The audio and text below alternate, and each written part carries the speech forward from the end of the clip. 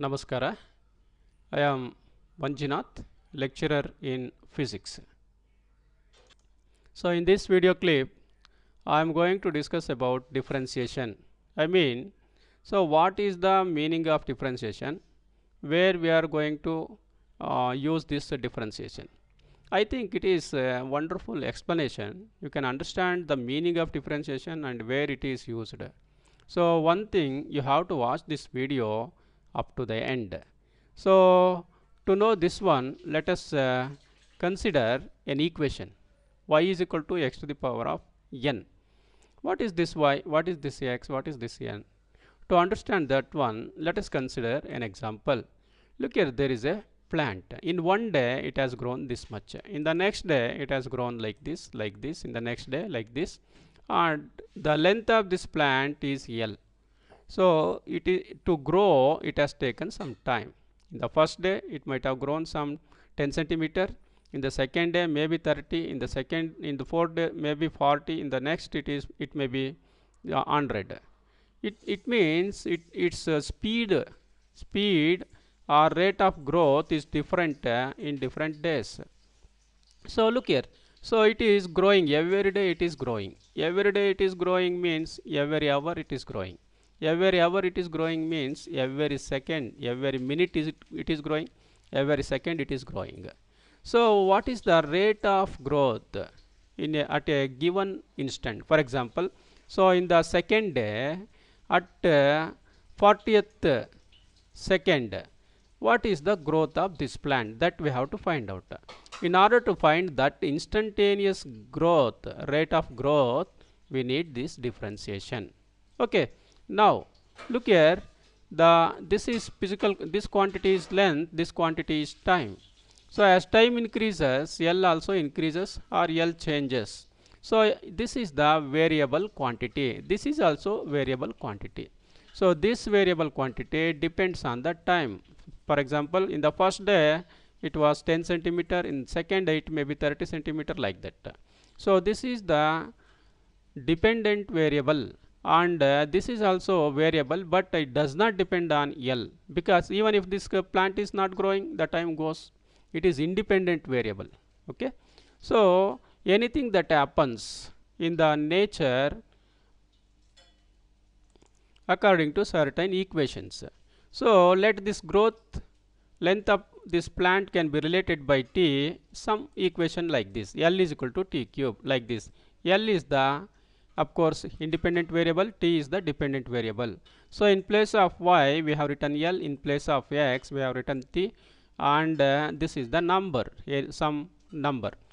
Look here, as this L depends on T, this is said to be, that is L is said to be function of time, function of time. So now let us consider another example. Look here, this is the candle, it is glowing. As it is glowing, it melts. As it melts, height of this one decreases. Let us take h is the height. In the beginning, there may be 5 centimeter height. As time increases, the height decreases. Okay, here how height decreases, that is given by some equation, because h depends on time. H is the dependent variable, time is the independent variable. Now let us relate. So in the beginning it was 5 centimeter, and after some time it decreases, therefore it is minus t, minus something into t, of course. So according to this equation, this is growing. As I told, any phenomena in nature happens according to some mathematical equation. Even our planets are revolving around the sun according to some equation. Even stars are revolving in the galaxies according to some equations. So by knowing these equations only, astrologers can predict the positions of the planets and stars, and by their positions they have some effect on the earth and life. So they predict the future. Of course, that is the different story. Let us come here. These are the equations. So this equation governs the growth of the plant. This equation governs the decrease of the candle, maybe like this. And here, what is the use of differentiation? Already told. For example, look here, at 40th second, what is the rate of decrease of this candle. In order to find out the instantaneous value, we have to differentiate this one. Now let us see how to differentiate, and I will give one more good example to understand differentiation.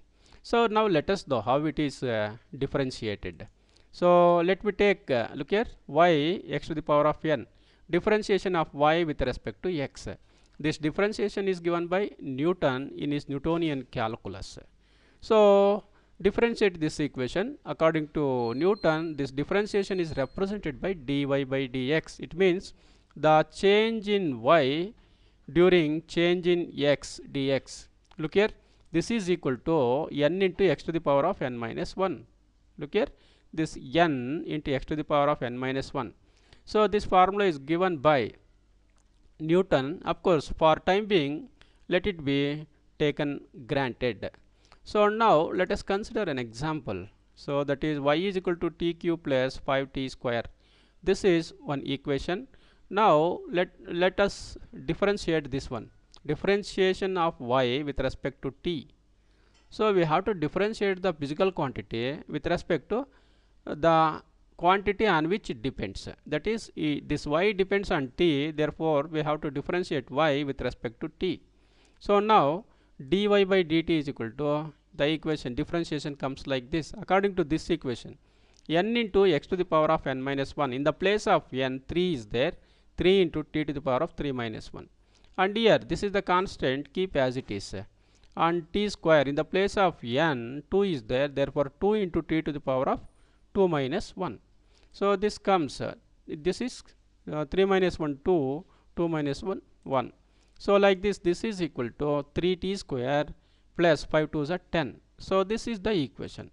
So now let us find out the rate of change of y with respect to time at a particular instant. It means, for example, find out dy by dt at t is equal to 3 seconds. How to find it out? So now take this equation and substitute for t, that is 3 seconds. So here substitute 3 square and like this.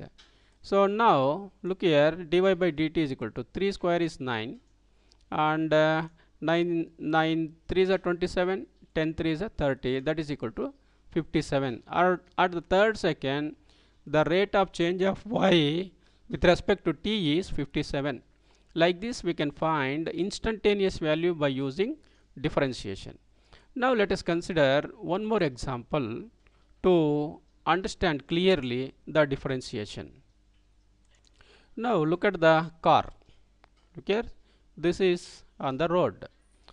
Observe the motion of the car. It is like this, it is moving slowly and its velocity increases. So here it is moving with some speed. Of course it is increasing speed. At every point it has some speed. So look here, these are the positions. At 0 second, 0.00 meter. At 0.4 something, 0.86 meter, like this. At 1 second it was at 3 meter. At 2 second it was at 12 meter position.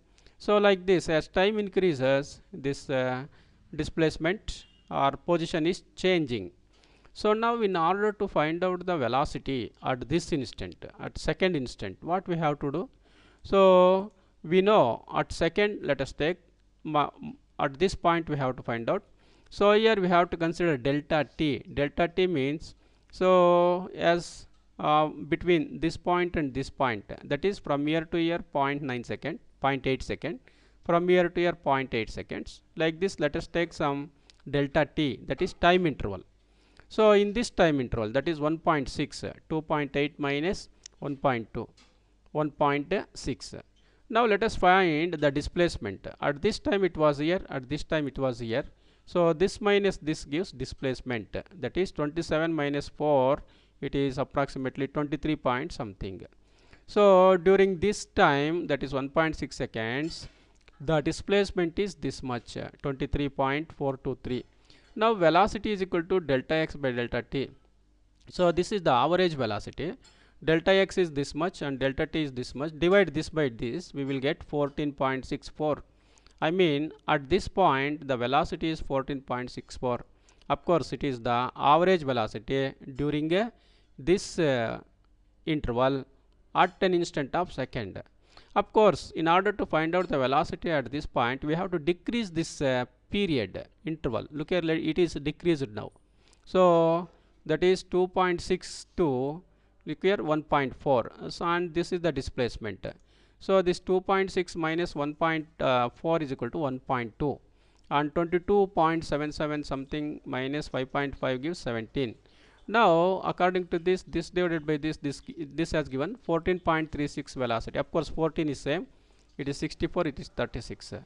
Now let us further decrease this one like this. Okay, now the period, this period is 0.8, displacement is this much, like this here 14.16. So as we have to find out velocity at a particular point, particular time, velocity or speed, okay, we have to further decrease like this. So for that we get 14.4, and we have to decrease this period until it becomes very small. Very small means almost equal to 0. This delta t has to become almost equal to 0. That is delta t tends to, this is said to be delta t tends to 0. This is the limit. So very small time means 0.000001. At that instant, what is the velocity? It may be 14.00001 or 13.99999 maybe. We don't know which is exact value, but we can find out a very near value. Okay. So in order to find out the exact value at this point, what we have to do? We have to differentiate this one. Here differentiation is required. I mean, in order to find out the velocity at this point or speed at this point at this instant, we need differentiation. That is the easy method. Look here, this is very long method, and also it does not give exact value, but differentiation gives exact value. Let us consider another point. Look here, 1 second at first second. So here also let us take delta t, delta x, v. In order to find out velocity, we need these two things. So here let us consider this time period. So for that time period, this is the displacement 5.64. At this point, the average velocity is this much. Let us decrease this one period. So then we get this velocity. Similarly, the same process. So like this. So if we follow the same process, we get 5. Look here, like this. So in this process, we cannot find the instantaneous value, exact value. Okay, here also we have to differentiate. So now differentiation. In order to differentiate, let us consider this time. Look here. So here this is the time instants.